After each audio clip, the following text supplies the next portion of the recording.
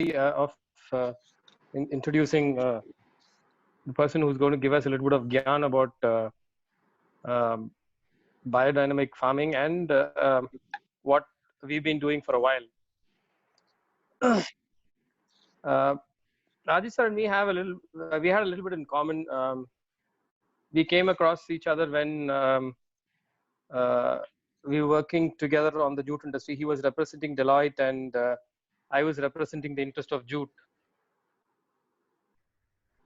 While that started our relationship, and we were a little paranoid about what's going to happen to the jute industry.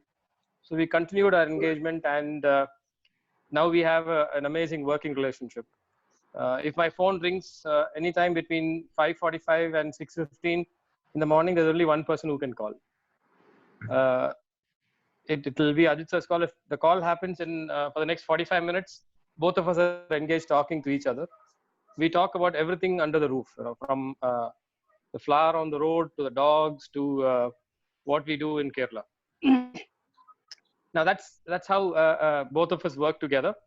But then it's an opportunity to actually reintroduce him to me, not just to all of us, but it's an opportunity for me to reintroduce him to me. A Lawrence product, followed by REC Trichy, Industrial Engineering, followed by an XLRI in Jamshedpur. Worked in the big 4 consulting firms. The last I saw him representing Deloitte was in a swanky corner office that he had. So he had a glass chamber overlooking the main road. I was fascinated by that cabin, and it's still perplexing as to why he left that chamber and came and is walking on the roads of Kerala along with us. But yeah, to me, it is an amazing learning working along with him, talking about what he believes in sustainable agriculture. But there's another interesting surprise about him. He walked out of 3M from a fantastic position that he had, went to Kodaikanal and became an organic farmer. Now, these kind of surprises are still in store for us. So he goes back from there, moves into Deloitte. Fortunately for me, he moved back to Deloitte, so I got an opportunity to come back into an engagement with him. So now we do a little bit of work in Kerala with respect to coconut and coir, but we are slowly moving towards homestead farming. Then there's a collaboration he stitched up with the MS Swaminathan Research Foundation. And there's another pet project of his in Wayanad where he wants to set up a coffee park for the government of Kerala and introduce what is called as a Malabar Kapi. Malabar Kapi, I repeat, Malabar Kapi. Now, from this to where he's going to actually lead the team that he founded called Embiome, we're actually waiting to watch the kind of surprises he throws at us on an hourly basis. At least today we've had 3 iterations from morning till evening. So before I sleep, he might have a little more iterations or googly to comment on my side. Now, enough of it. I'll probably let Ajit sir take stage. So, all yours. Okay.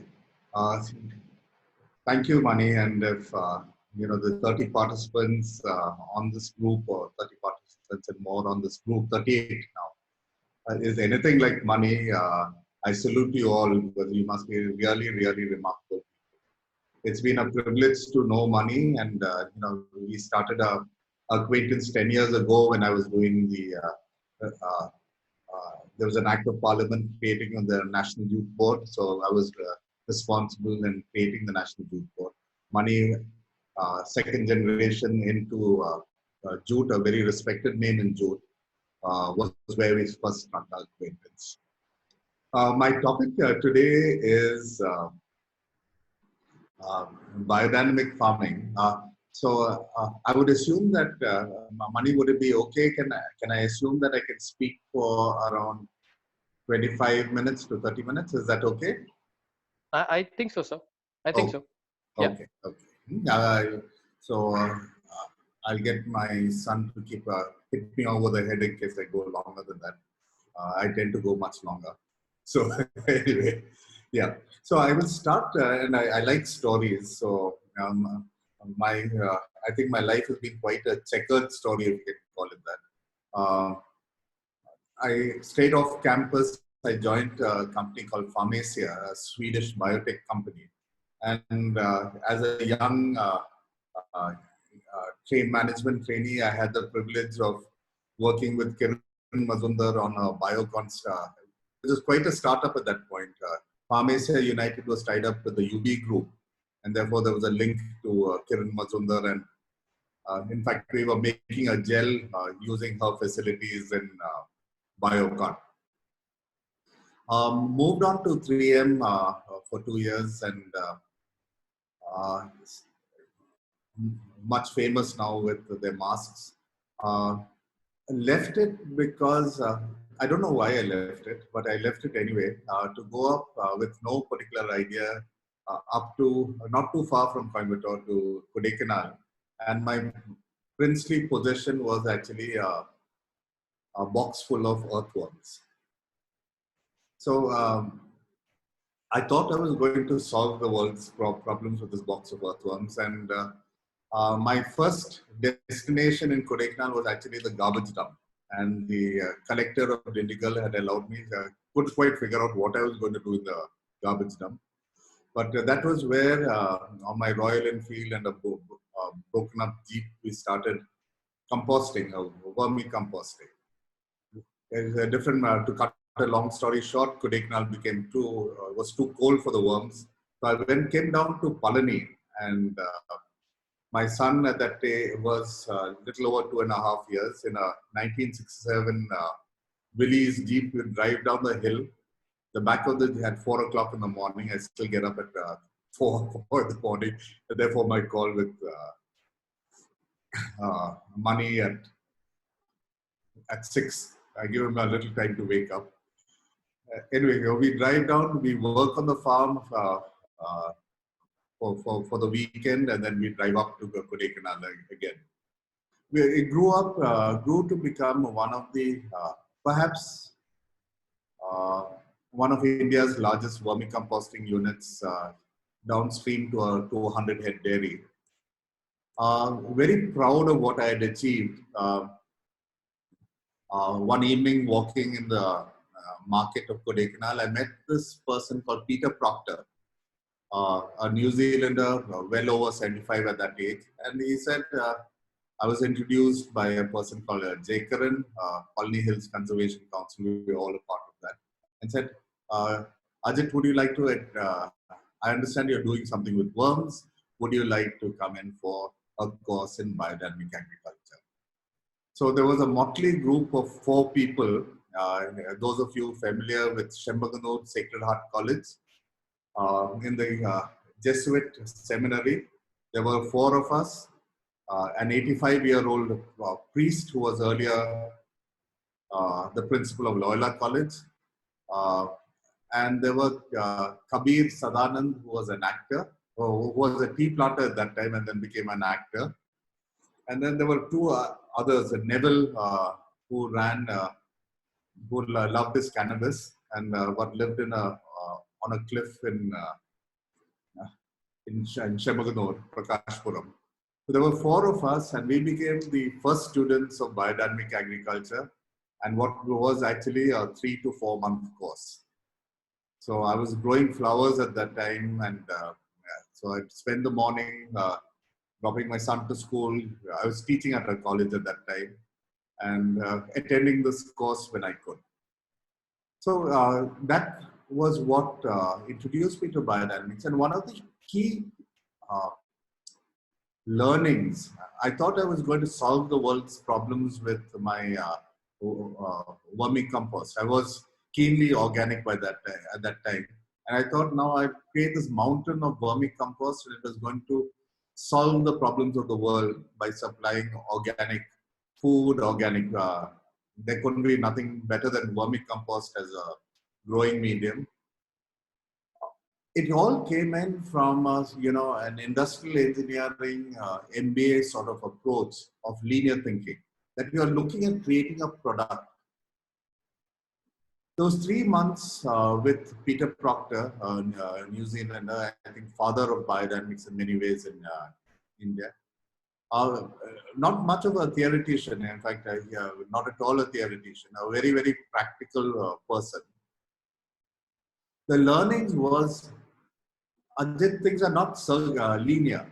You got to break away from the linear approach of engineering, from optimization theories of profits. You need to start moving circular. That things don't go linearly in the world. Things are actually following a spiral. Everything in the world belongs to spirals. So this was a very, very fundamental change or a departure from I had learned in college and learned in school and learned at work, to saying that uh, the world is actually revolving in spirals. And that was actually a very fundamental change that actually has influenced me even as I speak today. I think one of the forwards I sent money I think 2 days ago was actually uh, a single slide which talks about uh, and many such slides are actually floating around in the wake of COVID. Uh, how linear economies have made uh, the world on the sort of brink of collapse, ecologically and otherwise, socially and otherwise, politically and otherwise, that we have actually made us a garbage dump of man-made creation, which we call value addition, but it has actually destroyed us, and it required a COVID-like situation to actually look at life a little more as circular. Can we look at circular economies? One of my last assignments, and I will sort of move into the discussion here, in Deloitte, and perhaps the largest is, I was in a space called institutional reforms, which was a hybrid of industrial engineering, process re-engineering, and institutional human resources, specifically in the government context. We were involved with large-scale transformation, very often in the wake of strat firms like McKinsey, etc., would articulate a strategy and then find that the bloody strategy won't work because they haven't examined these institutions from a people point of view.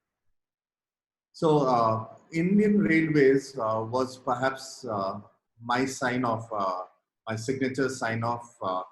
Uh, we did the last Indian Railways restructuring, uh, an organization that is 1.3 million large and with close to 14,000 officers. We actually restructured the Indian Railways from a silo-driven organization to a process-driven organization. Many of those changes still getting rolled out. I use railways as a starting point because one would have never thought that the railways could come to a grinding halt. But in fact, it has, except for those 2 trains that steam from, fly from Bombay with the India Post between defined destinations. Indian Railways tracks have sort of actually become silent. No one in our wildest imaginations could have imagined that such an institution like railways could actually come to a grinding halt. And what made such a massive institution, there are hundreds and thousands of kilometers of track lines, what made it actually come to a grinding halt is something that is intangible, something that cannot be measured, something that we don't know anything about, a virus, an RNA strand called COVID. Biodynamic agriculture shares the tenets of all tenets of organic farming. The straightforward material tenets of organic farming.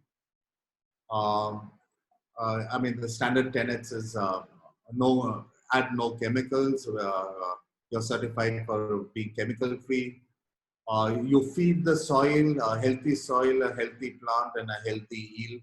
You look at companion plants, you look at composting, you look at uh, sustainable farm design like permaculture. Bill Mollison, those of you who are engineers would love the book of permaculture, which uh, uh,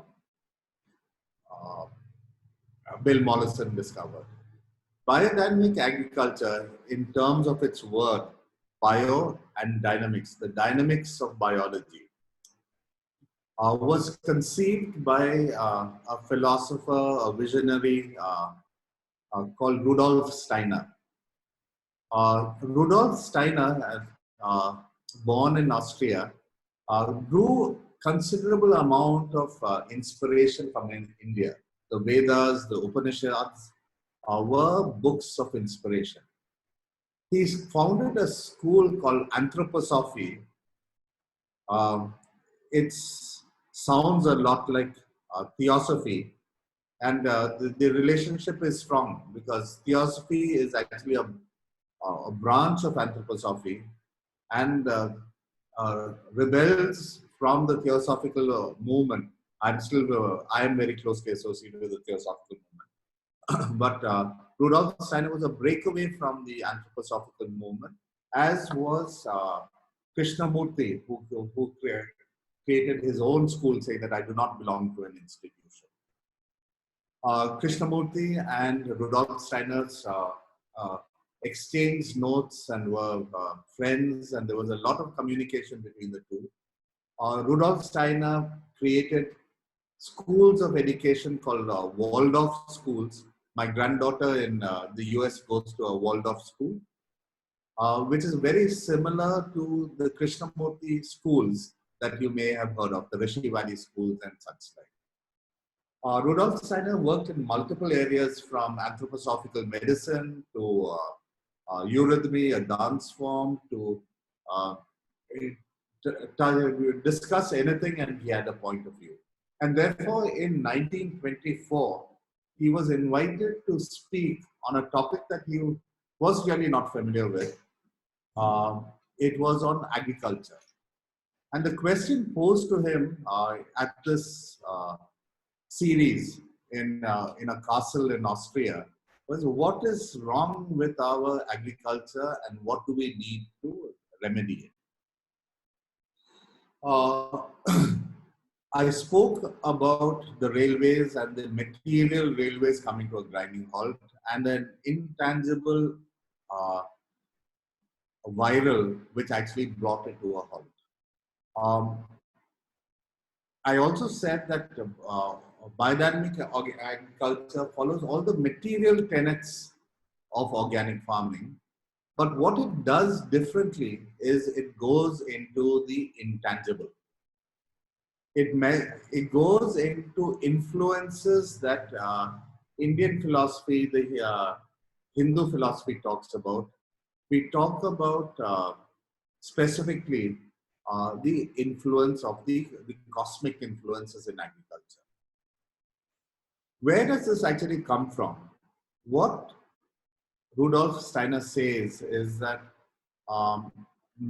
humans have lost their connects with the cosmic influences. Needless to say that we still call a lunatic connected to the moon. You bathe the full moon and you tend to find illnesses. The woman's periods are linked to the lunar rhythms. So while we believe that we are separated from the cosmic influences, and that he uses a word called emancipation, that we are actually emancipated from the cosmic influences, what he says is that the plant kingdom and the animal kingdom is actually not emancipated at all. A plant and an animal are very, very closely connected to the influences of the cosmos, the cosmic rhythms, as you would call it. And this would perhaps be the key differentiator of biodynamics, the dynamics of biology, Incidentally, embryonic biome, that's where the name comes from. Biome means, the dictionary means a balanced ecological community. You'd see a lot of biodynamics that uh, is a key, the dynamics of biology is a key influence of everything that we do. Um, so, so we are here with biodynamic agriculture, tenets of material organic farming that you and I as engineers or this thing are comfortable with. But we go into the intangible unknown of the cosmic influences.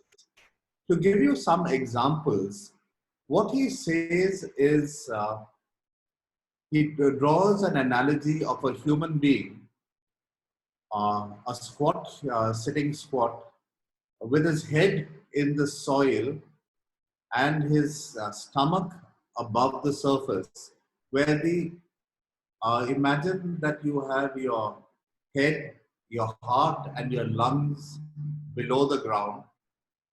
The diaphragm is actually the soil surface, and your bowels and your abdomens above the ground. An inverted human being.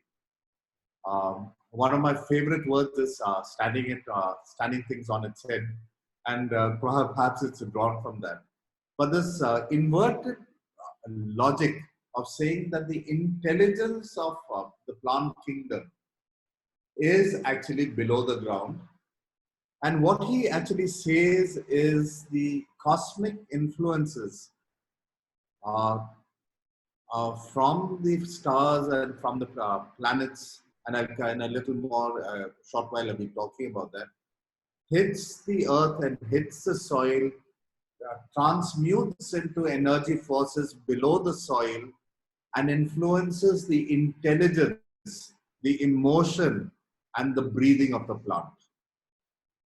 What we see as above the surface is really the bubbles, the mechanisms of the plant. The abdomen, the bowels and the abdomen is really what you see, the muscular growth of it. But what modern agriculture measures is what is above the ground. What biodynamics says is that we are missing the point of the cosmic intelligence that goes below the diaphragm of the earth's surface into the soil. He talks about conceptually the distant planets and the near planets. He says that when you look at Earth and the planets beyond, when you look at Mars, Jupiter, and Saturn, Neptune and Pluto, he didn't really talk about. Mars, Jupiter, and Saturn are those planets that influence the long term and the intelligence of a farm. He sees a farm as an integral whole where the human being is the animals and the plants are part of an integral whole. Not very different from our approach with Siddha medicine or Ayurveda. Us as Indians, these are not alien concepts. Yes, those who have done modern agriculture, yes, it is very different because that's come from a very Newtonian school. But where we are talking about the Advaitic principle, these are not alien subjects. That these distant planets influence the intelligence of the plant kingdom. The near planets, and he includes the moon, Mercury, Venus, the moon, and the sun are those influences that happen above the plant. So the photosynthesis process, the movement, how a full moon would actually move the fluid of a plant up towards the surface. A new moon, it's below the surface, and so on. There are a lot of practical applications of these principles which we teach in biodynamic agriculture. I'm just talking about the principles. I'm not talking about the practical application, which is it's a logical flow out of the principles. I'm just touching in this brief lecture the concepts, and I will make how these concepts can actually influence you and me in this age of where we need to reinvent circular economies.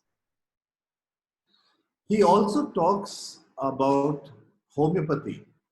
Um, there is a very strong connection between homeopathy and theoretical physics, nanophysics, as we talk about. It's very, very exciting what the 21st century is actually throwing up in terms of nanophysics. Uh, Homeopathy, by conventional sciences, have been seen as a pseudoscience. Essentially, because if you get beyond the Avogadro's number of there is no material substance, and therefore material sciences say there is no material science. It's pseudo because you can never repeat that experiment.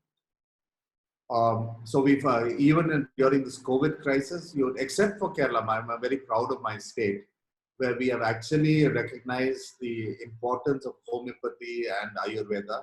I know in Tamil Nadu, Siddha's also got on the COVID panel, along with one of the IS officers we work very close with, Dr. Chandramohan and the Chief Secretary. There is also the head of the Siddha medicine along with allopathic doctors in this council. These are good things that we are doing in South India. But I think Kerala has respected homeopathy and Ayurveda in great forms.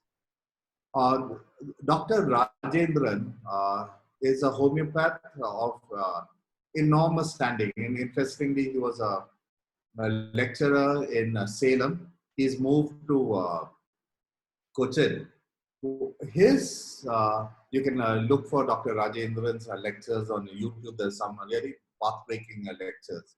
What he has actually done is, so you get to a Avogadro dilution of where there's no material substance at something called the D7 in homeopathy.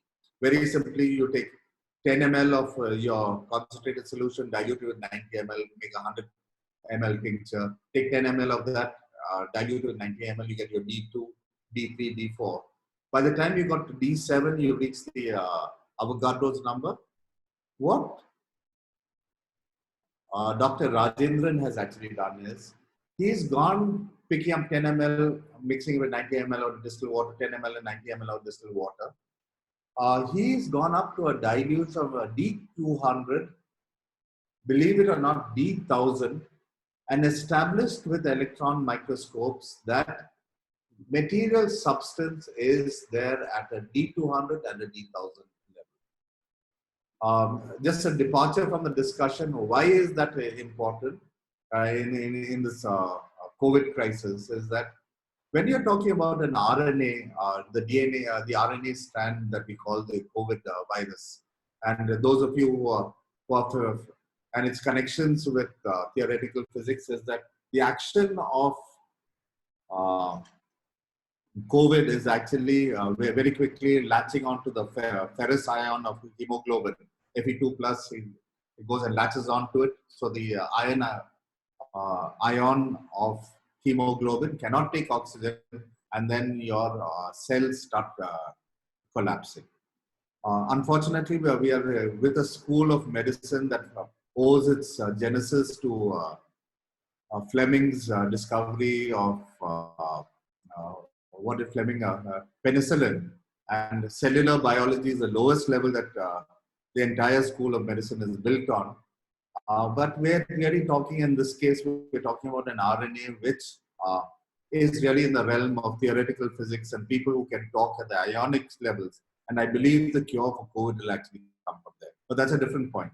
Coming back to biodynamics, what we are saying is the aspect of material dilutions of D200 and the presence of active ingredient says that homeopathy is not a pseudoscience.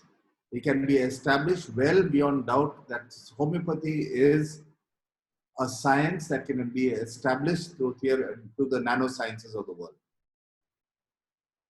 In biodynamic agriculture, and we are now talking about 1920s, as much as we are talking as the father of homeopathy, as much as we are talking about 2000 years ago, the Siddha alchemist who converts, works with lead and gold and such matters.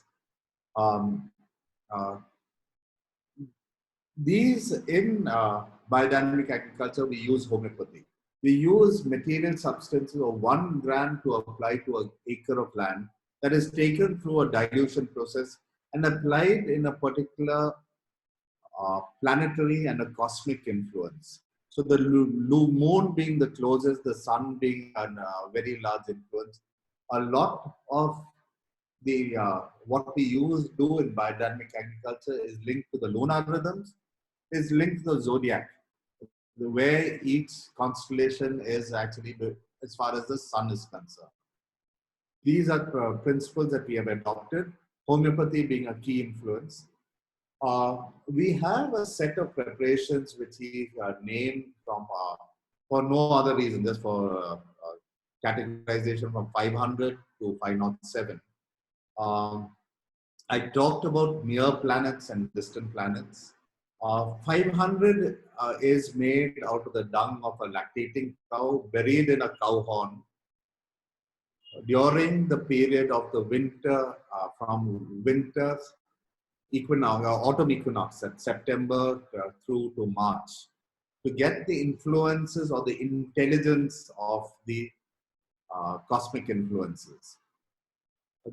That's the preparation 500. Another main preparation is 501, which is silica, made out of crushed silica, again buried in a horn, but influence buried for the period between the spring equinox and the autumn equinox, that is March 21st. What we are celebrating on April 15th is actually the celebration of the equinox, as much as Easter is and all the New Year's is actually the celebration of the equinox. All displaced by 21 days because of the spin around the axis of the Earth.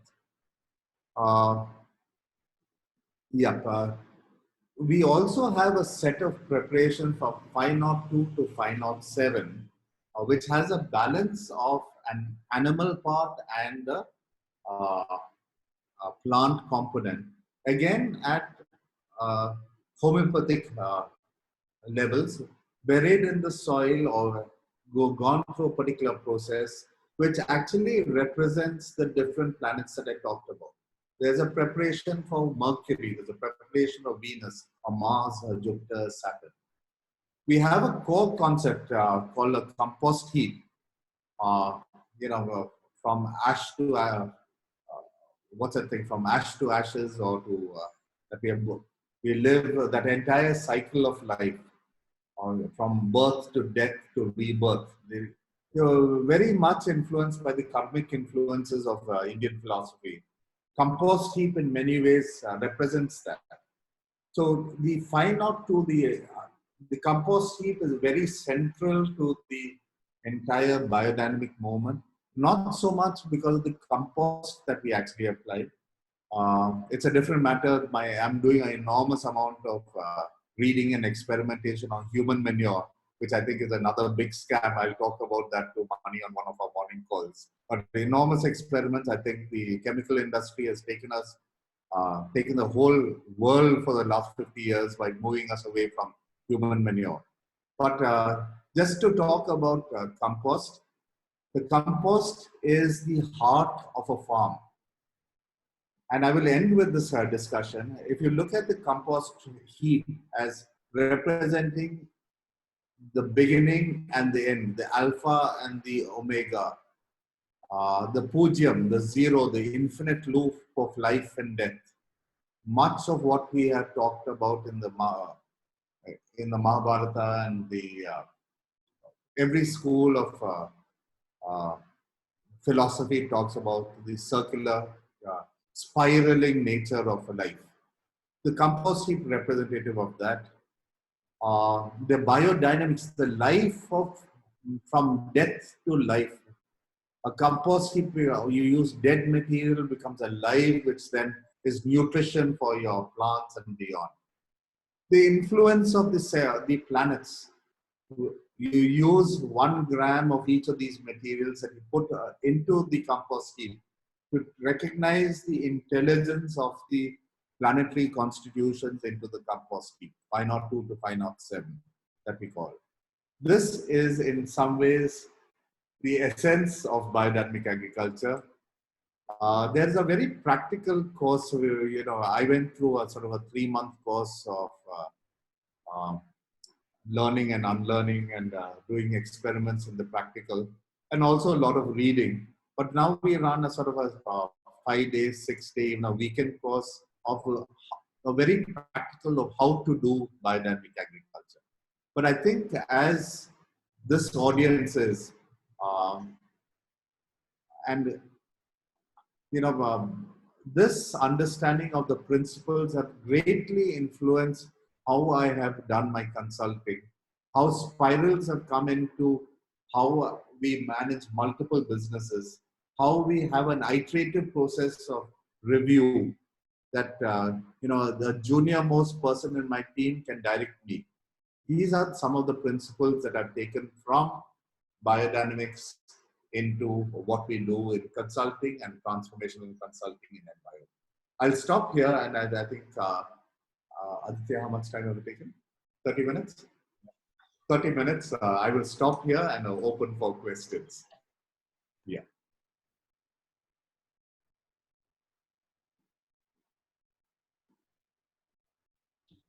Wow. That's quite a lot of information. I almost have 4 or 5 rough notes, which I probably will come back. Okay. Yes. Do we have any questions for Ajit sir?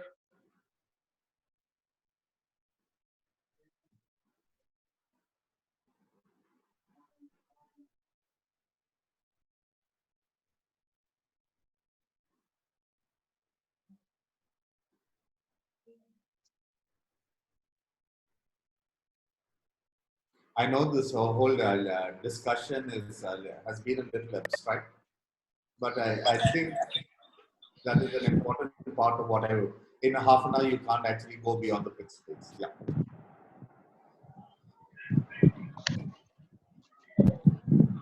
Good evening. Thanks for the session. I'm Priya Vardesh. I'm from Koday as well. Yeah. My question is about, I've read a little bit about biodynamic. I've not practiced it.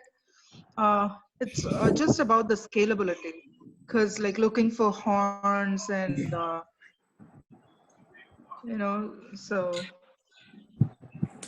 So we are, there are what is actually, forget the horns, forget the animal parts, forget this thing. You can get to the principles of it.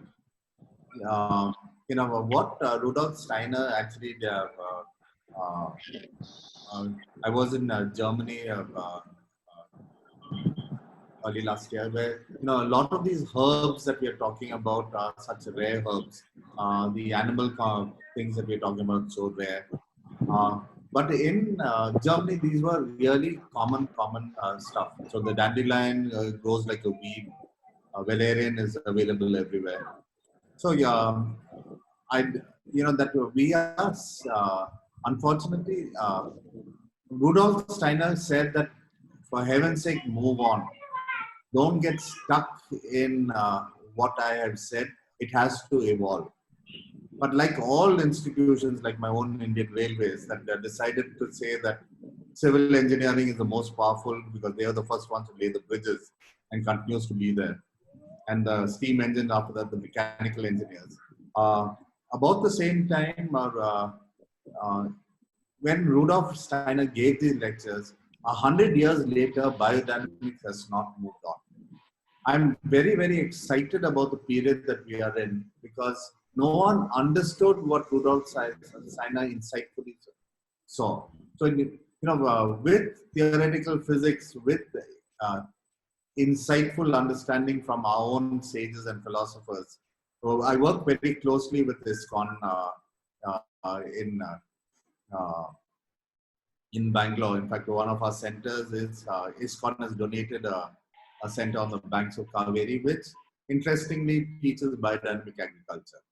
So I think there is an enormous amount of relationship between Vriksha Ayurveda from Indian philosophy with theoretical physics coming in to actually reconstruct biodynamic agriculture. So don't get hung up with what biodynamic agriculture teaches. Understand the principle and then move on. Talking about scalability, I am working towards, and I'm not joking, I expect to make Kerala an exporting nation, state of organic produce in the next 12 months. I may call it Jaiva Krishi, I may call it what you have. I don't even mind using, I have no fight with some chemicals. We will make a sustainable transformation of agriculture in Kerala, and we will be an exporting nation of organic produce in the next 12 to 18 months. Okay. Am I? Yes, sir. You are good to go, sir. Dr. Pati, you are good to go. Dr. Ajit? Actually, No, I'm not a doctor yet. Aspirational, but not yet. No, it's a wishful thinking. Wishful thinking. Anyway, that's okay. Yeah. Maybe you have taken us to a different level of maybe understanding, and also on the various natures. As a student of management, I have one or two basic doubts. Number one, when we talk about this pockets of excellence in agriculture on this bio, organic, and variety of things, the prefix things, how far are we going to take this? Is it possible, or it is only with some levels? Because I remember 5 to 7 years back when I was crossing Karunagapalli, there were people who were just selling on the streets near that, maybe that bus stand, after that bus stand, Karunagapalli, organic vegetables. But today, I don't find anybody over there, or maybe I don't see or something. One thing, whether they have gone back or whether the sustainability is not in their favor, we are not sure. Second one, no, let me be brief. I have only these 2-3 things, that's all. Second, at least I am really fascinated that you have made some inroads into homeopathy, Siddha, and Ayurvedic. Ayurvedic has been proved to be traditionally one of the best things to happen, and that has happened really. But why in our country, or maybe this allopathy, most of the countries who are practicing allopathy, stream of practice or medicine, why they don't have any faith on this, or should we really make it happen on some kind of forcefulness? Will people accept it? Because one thing that they say is, if you take maybe a tablet or one injection, immediately you are through. But Ayurvedic or Siddha won't give. And should we really prepare people for that kind of patience and getting cured in the best way? These are all some of the things that are bothering me. But I don't know whether I take something from your talk, but on listening your talk, I had some of these insights. Though I have a few, I stop with these things right now, and maybe if time permits, I'll join you later. Am I making any sense? Yes, and I think all of us, most of us in this group are victims of an education that makes us think linearly. This is not how grandfathers, or you don't have to go too far back in history to go back to your village and say that your farm was actually it was only natural to grow with cow dung and with compost and with such like things. Even after the Green Revolution, the 1960s, there were a large number of organic farms. Even today, when I go into tribal areas, the ease with which people accept organic farming practices is actually there. So, I will, your first part of it, Karnagapalli.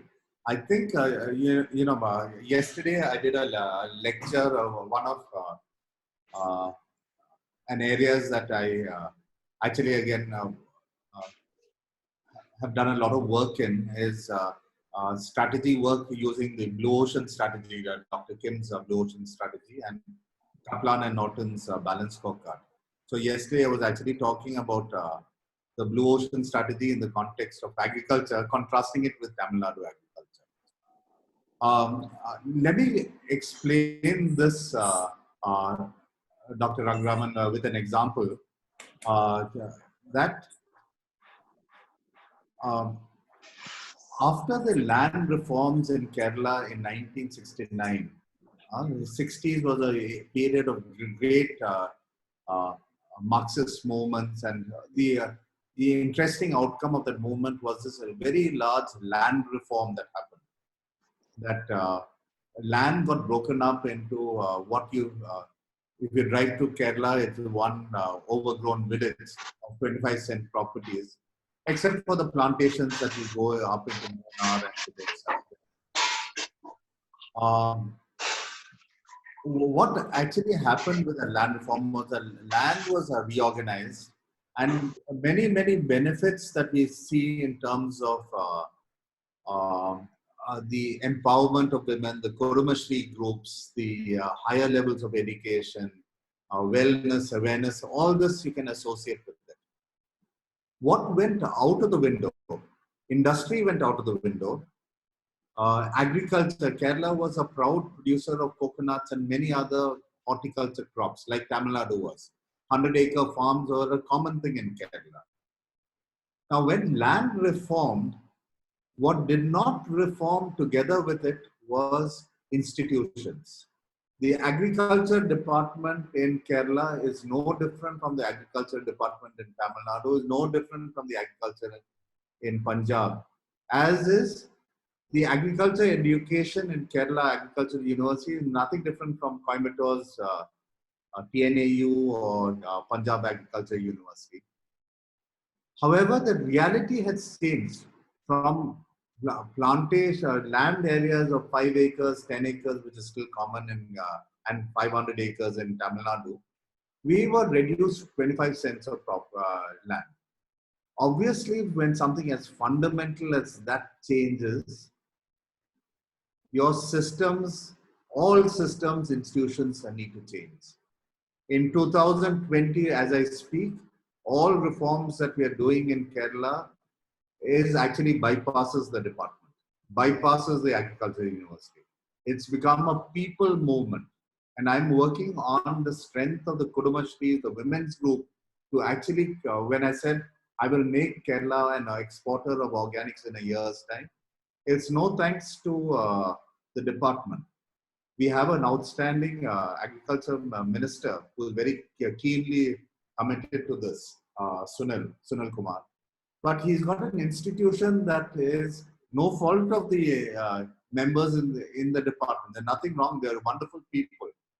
But there is something called institutional inertia that has come in the way of it. The strength that Kerala has and why organic is going to grow, and you'll be surprised at the amount of organic produce that is available,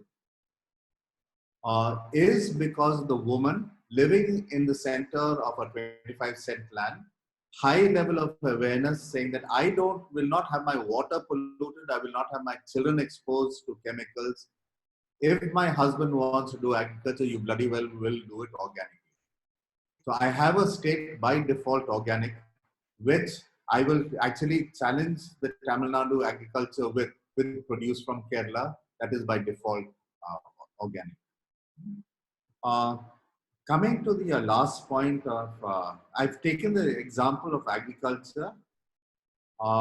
I go back to a point that I talked to about Fleming's discovery of penicillin, a phenomenal discovery of penicillin and antibiotics, but laid the foundation of a school of allopathic medicine, which today, 1920, about the same time Steiner gave the lecture, I think 26, 27 was when Fleming discovered penicillin and the world of cellular treatment. We are in the 40th edition of Gray's Book of Anatomy that was created in 1856. 40th edition in 2020. You see the institutional inertia that is going to come in the way of actually accepting something like Ayurveda and homeopathy. It's an institutional problem, and there's nothing wrong with a doctor, nothing wrong with it. So yes, something like a COVID will actually have to sort of a black swan event like we went through. My sense, sir, is that we are going to see a revival of homeopathy, schools, different way of education. COVID is going to trigger that. Nice. Thank It's you. more exhaustive, educative, elaborate, and some insights that we could be able to get. The second point that you made will definitely take us. Maybe I will wait for my turn later. Thank you. Nice of you. Thank you, sir. Thank you, sir. Thank you, Mr. Ajit. We have Mr. Raguraman in line for his question. Raghu, yours, please. Yeah, hello, good evening, everyone. And that, Mr. Mithai, I mean, Ajit Mithai, there was a Mathai, sorry, that was a great session. So I believe in your forming, there is something, I don't know whether you came across something called structured water, which Japanese use a lot. So do you know about it or use it for your forming? Yes, in fact, water is a very, very core element in our farming systems. So, in fact, we use a system called chromatography and such like today. But we use a very, very a process of actually making a solution, and then we use a blotting paper, and then we let the chromatogram grow. And what becomes very, very obvious is the quality of water that we use, the life forms of water. How do you breathe life into a life form? So we use something called, in fact, on my terrace, we have something called flow forms, which actually tries and replicates the rhythm of natural water. So yes, these are, what you talked about, structured water are things that material sciences have ignored, and is an important part of what we do. So pure, not necessarily pure water, but water with energy, energizing water is a key element of what we do. Sorry, I can't hear you. I think you're on mute. Primarily water, if you put under a microscope, you will see water as a bunch of clusters. And each cluster, normal water will have about 20-24 molecules. And that's why we cannot make tea with the normal room temperature water. We have to boil it to make tea, right? So see, with the structured water, what I understand is each cluster will have about 4 to 5 molecules. So due to that, the ability of the capillary tubes, in the plants, or the plants or the vegetable world kingdom, they can absorb the water much better, and the yield is much higher. Yes, yes, I told you. So all these, like you said, how these things agglomerates. Biodynamic agriculture, permaculture, things like what you're talking about. We have adopted this Agnihotra in a big way. These are all converging principles that are actually working beyond the material. So yes, these all need to be. It need not be called biodynamic. I like the word biodynamics because it's the dynamics of biology. In fact, I keep on saying that biodynamics should be a verb and not a noun. Unfortunately, people take it as a noun, uh, yeah, and therefore this, we are stuck with things that Rudolf Steiner 100 years ago has not let go of. I have just one more quick question. See, in Tamil Nadu, we have all these siddhars, right? Siddhars we call, and they are kind of masters in three fields: in spirituality, in astrology, also in medicine. And today we continue to use spirituality and medicine, but astrology is something which is actually doesn't. I mean, we feel astrology is right, but not of astrologers are not able to forecast properly. So, what are your views on it? Do you think because the question mainly comes because a powerful country on the planet like USA has got all these powerful radars and satellites, etc., to kind of predict or forecast any kind of a threat from their enemies. But this COVID or Corona actually gone in deep into them, and they are not able to. They could not be forewarned enough. So, do you think the field of astrology, which is one of the major contributions from India, can be developed whereby we'll be able to get some kind of a forecast See, for pandemics like this? Yeah. in a circular economy and a karmic, time is not of essence. So now, we are getting trapped when we use astrology for a linear, finite life. I'm born, I will die when I'm 70 or 75. I'm using it as a forecast on a linear scale. I think these are the errors that we are making when we use a science or an intelligence that is well beyond what is made predictive astrology. I think what we need to do is draw from the wisdom of astrology, as Steiner has done, drawn the wisdom of astrology for us to be a lot more sensitive to the influences that are happening on the planet. But that we are restricting it to a predictive science is like an extrapolation of what econometrics does, and that's sort of really showing disrespect to a wisdom that is well beyond the finiteness of life. This is my views on it. Yeah. Thank you, sir. This is Aishwarya, and I've been hearing your name in every other conversation I used to have with Mani, and this is like it's a good opportunity to actually see the face behind the name. And more than the biodynamics, I would like to connect with you with your thoughts on the alternate studies, not just Waldorf or JFK. There are other alternate studies too, and how we can relate that to the put an environment which is related to nature. So I should take a different time to discuss with you in detail. For now, I have a couple of questions from the participants. That is Shri. She has a question. It goes like, is biodynamic farming applicable for all types of crops, and how? Can we manage crop pests and diseases without any external application using these type of farming practices? So, see, I'm not actually here to defend the school of organic farming or biodynamics or things like that. And I'm one, as of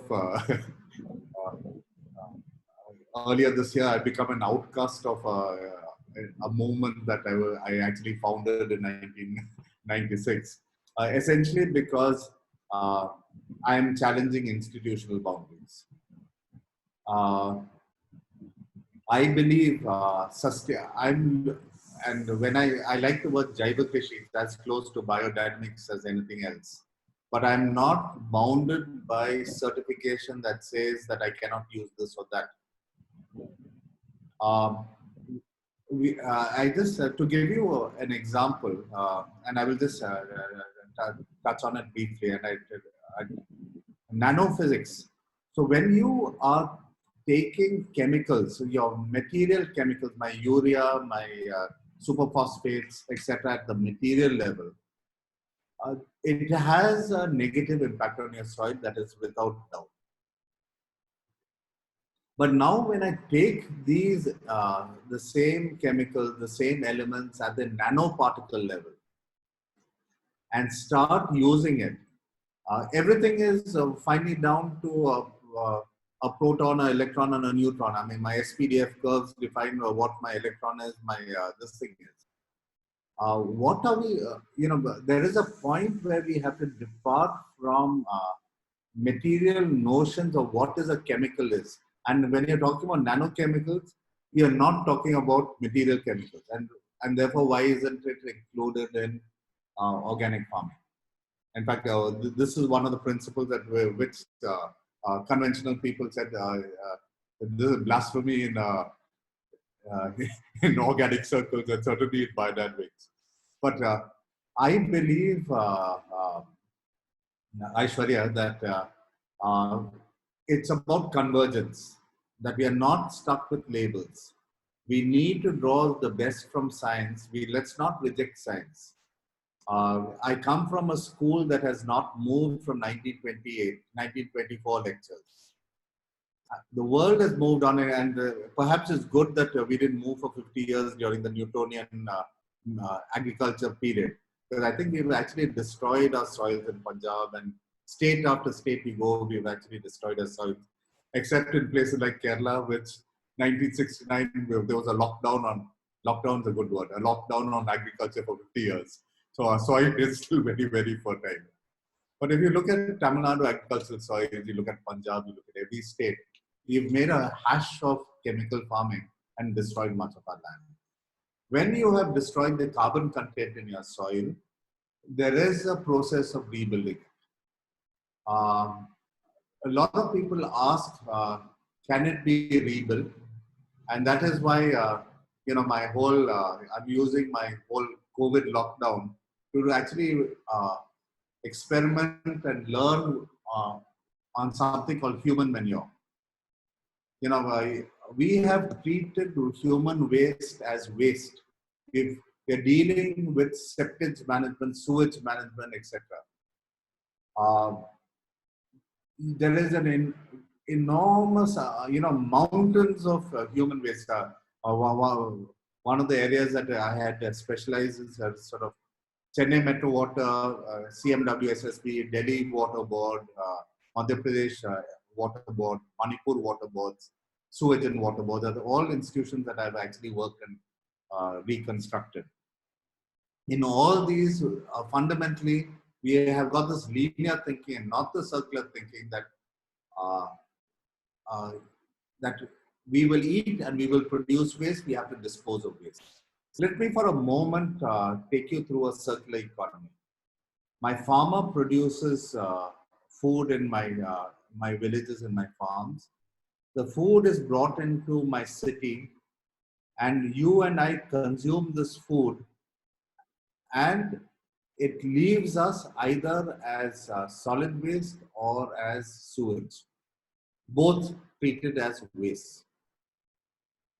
Intelligent circular economy would say that we need to bring together sewage and solid waste back in an intelligent form and make sure that this produce actually goes back into the farm. Just to talk, I just talk very briefly on the second law of thermodynamics. There is a concept called entropy. Any bounded system will increase entropy. And I think what we have actually seen, or if it wasn't COVID, something else would have happened. Our linear thinking has built this entropy levels in this world to a point of collapse.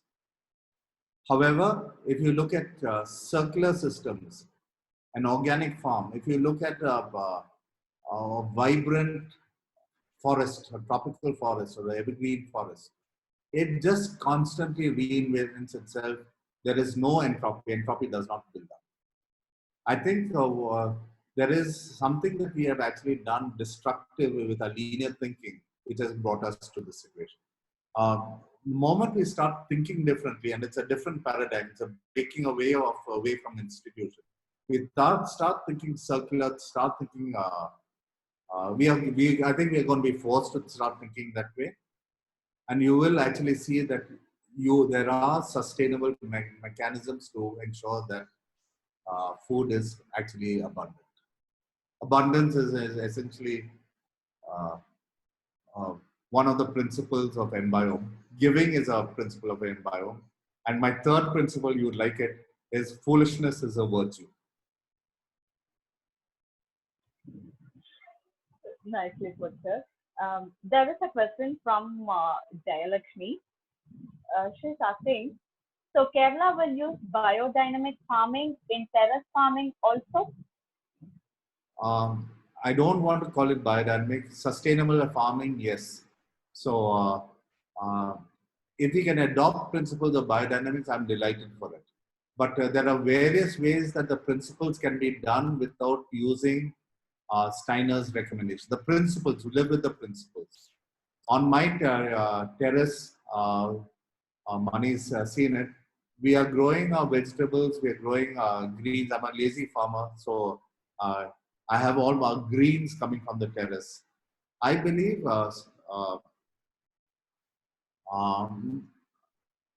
cultivation is the least of the problems. Growing on the terrace is possible. What I found was, and the problem statement that Mani and I are addressing is actually nothing to do with cultivation. In Kerala, we have the most fertile land, the most fertile soil, and I have hundreds and thousands of acres of land lying fallow. You may wonder where these hundreds and thousands of acres are lying fallow. I'm just redefining the boundaries. In Tamil Nadu, I have hundreds of acres that spaces owned by one farmer. In Kerala, on a 25 cent plot of land, I have a house which is on maybe 2-3 cents, everything else 5. I have by and large 15 to 20 cents lying fallow. These 15 to 20 cents lying fallow, if I aggregate, actually comes to hundreds and thousands of acres. So what we are actually working with is in 2004, when I worked with Vijayanand on the local self-government, I was at that time with Ernst & Young. We did not have a solution to it. That was when I was introduced to Blue Ocean Strategy. I've actually used principles of Blue Ocean Strategy to create a situation that using technology to aggregate and a payment mechanism with partnering Federal Bank, we can actually make Kerala self-sufficient and actually in a position to export rooftops and around the land. Yeah, intercrops are enormously possible. We'll still come to Tamil Nadu maybe for our tomatoes, may go to Gujarat for my onions and my garlic.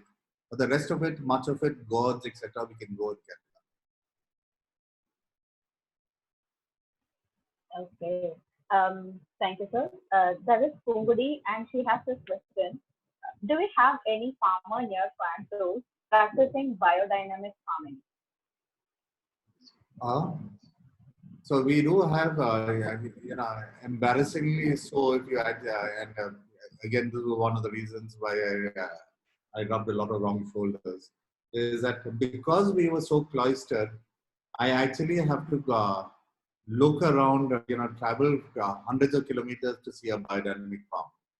So Kerala, my model is how do I create every neighborhood is actually organic, biodynamic certified. Incidentally, just to tell you that biodynamics has the oldest organic label called Demeter. And just to tell you that today the finest coffees in the world, the finest teas in the world, all the teas that are grown in Darjeeling and sold at hundreds of pounds per packet. The finest wines in the world are all biodynamically cultivated crops.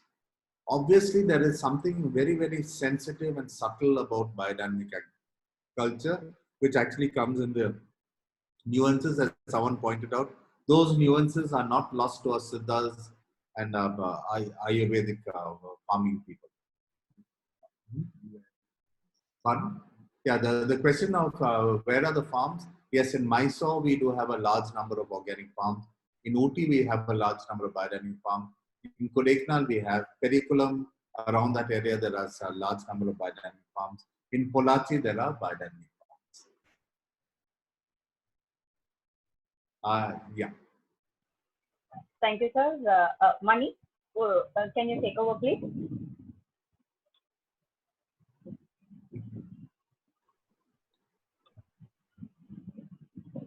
Mani? Yeah. Do we have any further questions? Or is it dinner time? Yeah, I presume it's dinner time for everybody around. Perfect.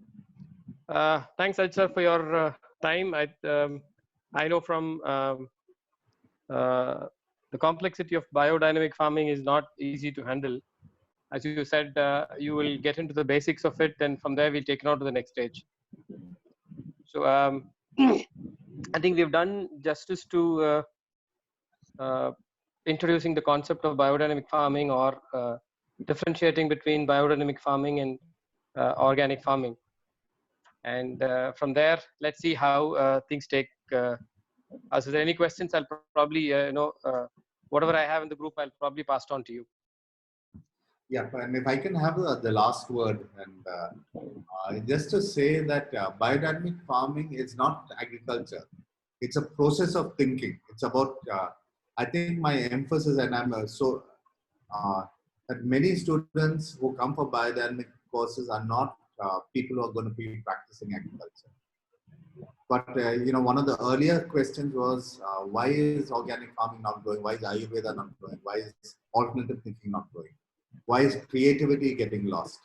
I think what we are really talking about in biodynamics is a way of thinking, which I know for one has influenced me enormously in the consulting work that I've done. And even in the work that Mani and I have the privilege of working with Mani on. In every sphere that we're working, it's a very organic way of thinking. Thank you very much.